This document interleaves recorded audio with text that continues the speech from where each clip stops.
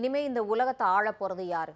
அமெரிக்காவா, சீனாவா, இல்ல வளர்ந்து வரக்கூடிய நம்ம இந்தியாவா, இல்ல நாம தினமும் ஆச்சரியமா பேசக்கூடிய ஆர்டிஃபிஷியல் இன்டெலிஜென்ஸ், அதாவது ஏஐ தொழில்நுட்பமா, இல்ல அணு ஆயுதங்களா அப்படின்னு கேட்டா உண்மையை சொல்ல போனா இது எதுவுமே கிடையாது. உலகத்தோட அடுத்த அதிகார மையத்தை தீர்மானிக்க போறது டெமோகிராஃபி, அதாவது ஒரு நாட்டுடைய மக்கள் தொகை கட்டமைப்பு தான். 2026 உலக மக்கள் தொகை 830 கோடியை தாண்டிடுச்சு. ஆனா இந்த பிரம்மாண்டமான எண்ணிக்கைக்கு பின்னாடி உலக நாடுகளுடைய எல்லைகளை தாண்டின ஒரு அமைதியான அரசியல் புரட்சி நடந்துகிட்டு இருக்கு. மக்கள் தொகை தான் ஒரு நாட்டோட தலையெழுத்து அப்படிங்கிறது சர்வதேச அரசியல் வல்லுநர்களுடைய கருத்து. ஏன்னா உலகம் இப்போ கண்ணுக்கு தெரியாத வகையில இரண்டா பிரிக்கப்பட்டிருக்கு. ஒரு பக்கம் உழைக்க துடிக்கக்கூடிய இளைஞர்கள் பட்டாளம், இன்னொரு பக்கம் மக்கள் தொகை சுருங்கி வயோதிகத்தை நோக்கி போற முதியவர்கள் கூட்டம். இதை வச்சிருக்கவங்க ஒரு நாடு. ஆக இந்த தலைமுறை மாற்றம் உலக பொருளாதாரம், இராணுவம், அப்புறம் சர்வதேச அரசியலை எப்படி மாற்றி எழுத போகுது? இந்த அரசியல் விளையாட்டுல ஜெயிக்க போறது யாரு அப்படிங்கிறத பத்திலாம் விரிவா அலசலாம். இது தந்தி டிவியின் நியூஸ் டீப் டைவ்.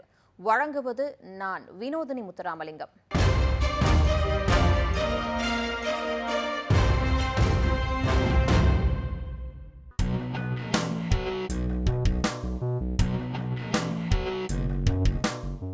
உலக அளவிலான இந்த மக்கள் தொகை மாற்றத்தை வெறும் மேலோட்டமான எண்களா பார்க்காம கொஞ்சம் ஆழமா கவனிச்சோன்னா சில முக்கியமான உண்மைகள் புரியும்.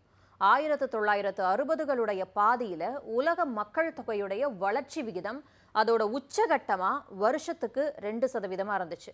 ஆனா இப்போ 2026 அது 0.83%, 0.84% வரைக்கும் அப்படியே பாதியா குறைஞ்சு போயிருக்கு. 1960களில் உலகத்துல ஒரு பெண்ணுக்கு சராசரியா 5க்கும் அதிகமான குழந்தைகள் இருந்திருக்காங்க. ஆனா கடந்த 60 வருடங்கள்ல இந்த கணக்கு பாதியா சரிஞ்சு இன்னைக்கு உலக சராசரி, அதாவது பிறப்பு விகிதம் அப்படிங்கிறது 2.3 குழந்தைகளா குறைஞ்சிருக்கு. சர்வதேச கணக்குப்படி பார்த்தோம் அப்படின்னா ஒரு நாட்டுடைய மக்கள் தொகை குறையாம அப்படியே மெயின்டைன் ஆகணும் அப்படின்னா அந்த நாட்டோட பிறப்பு விகிதம் 2.1 இருக்கணும். ஆக நாம இப்போ உலக சராசரியான 2.3 இருக்கோம். அதாவது அந்த அபாயகரமான எல்லைக்கு ரொம்ப பக்கத்துல வந்துட்டோம். 2.1 அப்படிங்கிறது சராசரி கணக்கு. ஆனா இப்ப இருக்கிறது 2.3. ஆக கிட்டத்தட்ட கொஞ்சம் தான் இருக்கு அந்த நிலையை அந்த நிலையான ஒரு இதை மெயின்டைன் பண்றதுக்கு. ஆனா இந்த 2.3 அப்படிங்கிற உலக சராசரி கணக்கை மட்டுமே வச்சு நம்ம முடிவெடுத்துட முடியாது. ஏன்னா பிராந்திய வாரியா பார்த்தோம்னா நிலைமை அப்படியே தலைகீழா மாறி இருக்கு. சில நாடுகள் 2.1க்கும் கீழே போய்கிட்டு இருக்கு. இதுதான் உலக நாடுகளுடைய பொருளாதாரத்தையும் அவங்களோட பலத்தையும் மாற்றி எழுத போகுது. உலகத்திலேயே ரொம்ப வேகமா வயசாயிட்டு வரக்கூடிய பகுதி எது அப்படின்னு கேட்டா ஐரோப்பா தான். ஆய்வின்படி ஐரோப்பிய யூனியன்ல இருக்கிறவங்களோட சராசரி வயசு 45 ஆயிடுச்சு. அங்க ஒரு நாட்டுல மக்கள் தொகை குறையாம அப்படியே இருக்கணும்னா பிறப்பு விகிதம் 2.1 இருக்கணும். ஆனா ஐரோப்பால அதுக்கும் கீழே போயிடுச்சு. அதனால வரக்கூடிய பிரச்சனைகள் என்ன அப்படின்னு கேட்டா, வயசானவங்க அதிகமாகறதால ஓய்வூதியம் தர்றதுல பிரச்சனை வருது. மருத்துவ செலவுகள் எகிரிக்கிட்டே போகுது. அதே போல தொழிற்சாலைகள் அப்புறம் அலுவலகங்கள்ல வேலை செய்யறதுக்கு ஆட்கள் இல்லை அப்படின்னு ஒரு குற்றச்சாட்டு முன்வைக்கப்படுது. இது மட்டும் இல்லாம ரஷ்யா யுக்ரைன் போர் மூலமா இன்னொரு புது ஆபத்தும் வந்திருக்கு. நாட்டுல இளைஞர்கள் கம்மியா இருந்தா போருக்கு யாரை கூப்பிடுவாங்க? இப்போ யுக்ரைன் நாட்டில் எடுத்துக்கிட்டோம் அப்படின்னா ராணுவத்துக்கு ஆள் பத்தாம போர்ல பங்கேற்கிறதுக்காக அதற்கான வயதை அப்படியே குறைச்சிக்கிட்டே போறாங்க.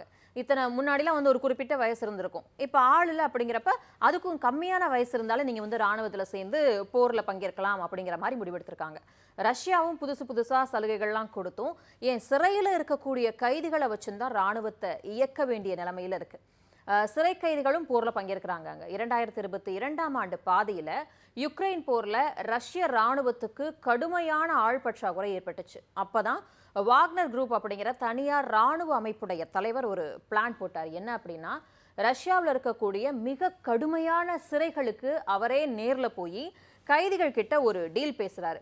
உங்க மேல கொலை கொள்ளை அப்படின்னு என்ன கொடூரமான வழக்குகள் வேணா இருக்கட்டும், எங்க கூட யுக்ரைன்ல நின்று 6 மாசம் போர்ல பங்கேற்கணும். உயிரோட திரும்பி வந்தா அதிபர் புட்டினுடைய அதிகாரப்பூர்வ மன்னிப்பு கிடைச்சு நீங்க முழு சுதந்திர மனிதரா வீட்டுக்கு போகலாம். நல்ல சம்பளமும் இருக்கு.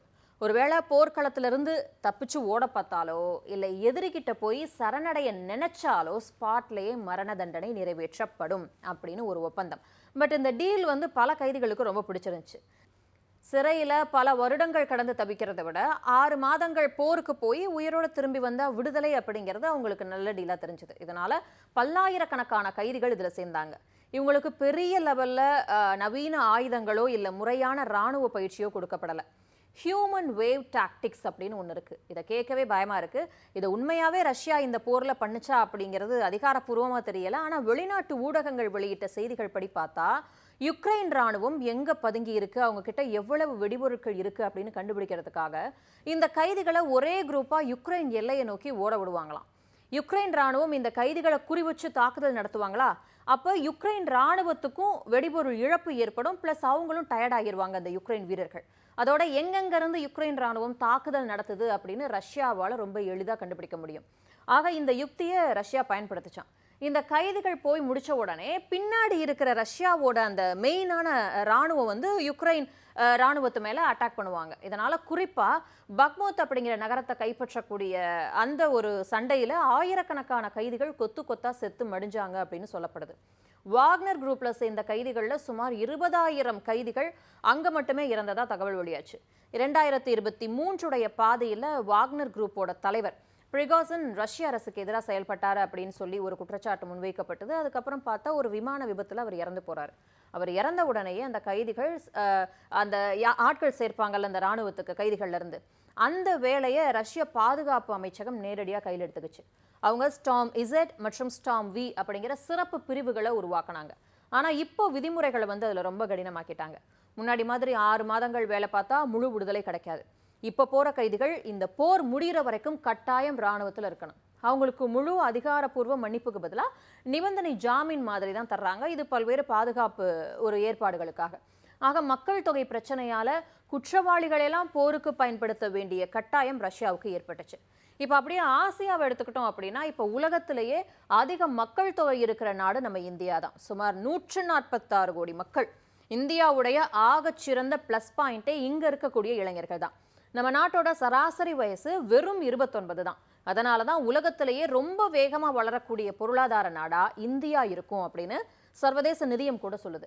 நம்ம ஊர்ல தேவையும் அதிகம், வேலை செய்யறதுக்கு இளைஞர் பட்டாளமும் தயாரா இருக்கு. அன்பார்ச்சுனேட்லி வேலை வாய்ப்புகள் தான் குறைவா இருக்கு. ஆனா சீனாவுக்கு அப்படியே நிலைமை வந்து உள்டா. என்னன்னு பார்த்தோம்னா, அங்க பல வருடங்களா இருந்த ஒரு குழந்தை திட்டம், அப்புறம் இப்ப இருக்கக்கூடிய குழந்தை பிறப்பு விகிதத்தால மக்கள் தொகை குறைய ஆரம்பிச்சிருக்கு. வேலை செய்யக்கூடிய இளைஞர்கள் குறைஞ்சு வயசானவங்க எண்ணிக்கை அதிகரிக்குது. இது சீனாவோட எதிர்கால பொருளாதாரம், உற்பத்தி துறை, ஏன் அவங்களோட ராணுவ திட்டங்களை கூட பயங்கரமா பாதிக்கும் அப்படின்னு சொல்லப்படுது. அரசாங்கம் எவ்வளவோ கெஞ்சியும் அங்க இருக்கக்கூடிய மக்கள் குழந்தை பெற்றுக்கிறதுக்கு ஆர்வம் காட்டுறதே கிடையாது.